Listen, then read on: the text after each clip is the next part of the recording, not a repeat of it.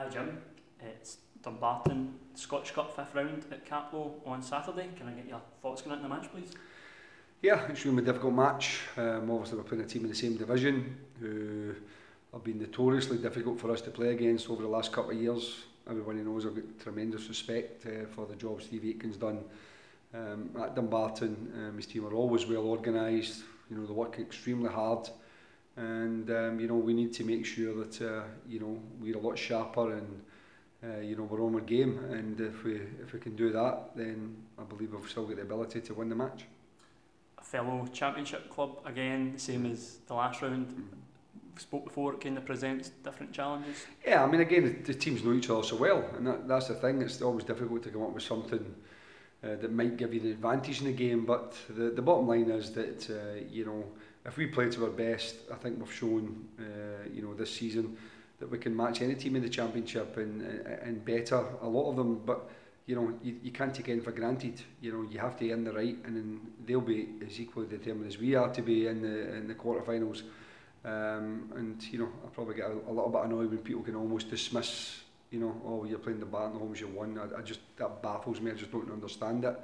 They've got the tremendous team spirit there and determination. So we have to make sure that we match that, and make sure that we capitalise on the opportunities that might give us the advantage to be in the quarterfinals. You mentioned it's the quarterfinals up for grabs. Is that add an extra edge? It's a big.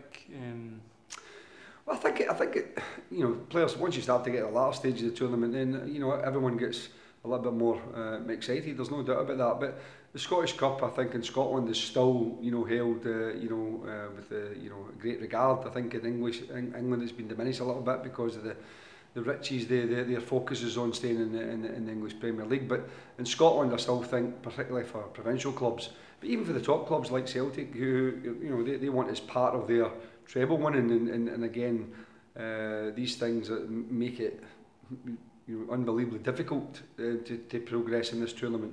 But we've done okay over recent years, and we want to try and continue it. And in recent weeks, we've played well with some good results, and we want to try and keep that run going as long as we possibly can.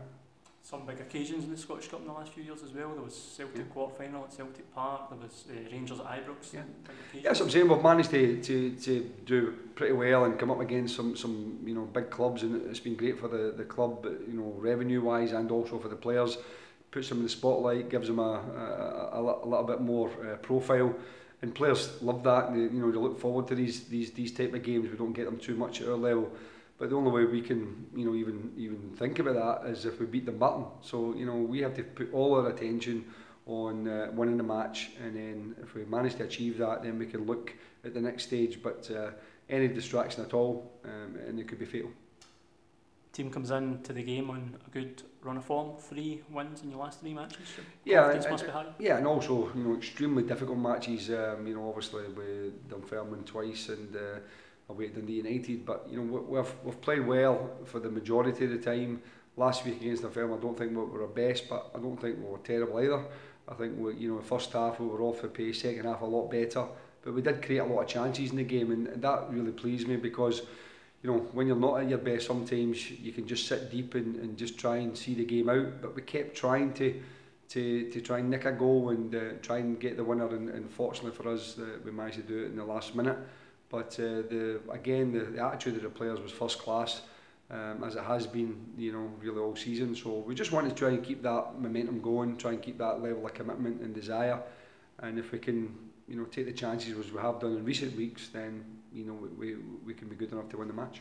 You went with the same starting 11 in the last 3 matches, Jim. Usually you'd maybe change it up sometimes, you go based on the opposition on the day. Is there any specific reason you've kept it the same in the last 3? Obviously confidence is a thing in football, particularly for front players. I think that Tiff and Gary have done really well over recent weeks. The back line sometimes, we tweak it a little bit depending on the opposition.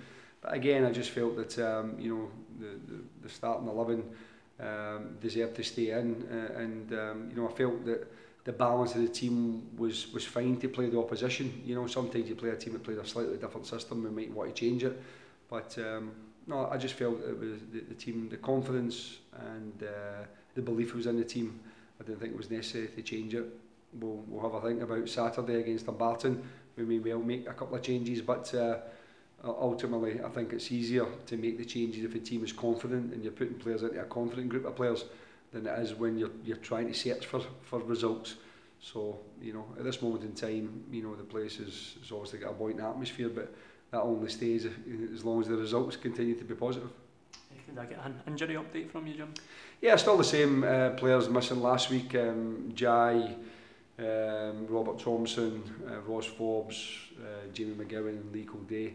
So all of those players are still missing. So we've still got a considerable injury list. But credit to the players who have been involved. You know, they're giving everything and we just want to try and keep it going. Lee Kilday made his comeback after 10 months on Tuesday night in under-20s. Yeah, played for 45 minutes. I mean, I took him off at half time because the pitch was getting really quite hard with the drop in temperature, and obviously with the ankle problems he's had, I didn't want to take any risk on it. But he came through 45 minutes. It was great to see him on the pitch again. I think for him, you know, it's a real motivation now to try and move forward. But we've also got to be a little bit careful, you know, we don't get carried away. He's been, as you say, he's almost a year out, 2 ankle operations, and he's had a few problems in between times. So you know, we'll tread warily, but I think the important thing for him is psychological. To get on the pitch again is a huge boost for a player, and we're hoping, and we'll keep our fingers crossed now, that he can move forward. Excellent, Jim. Thank you very much for your time and good luck on Saturday. Thanks very much, man.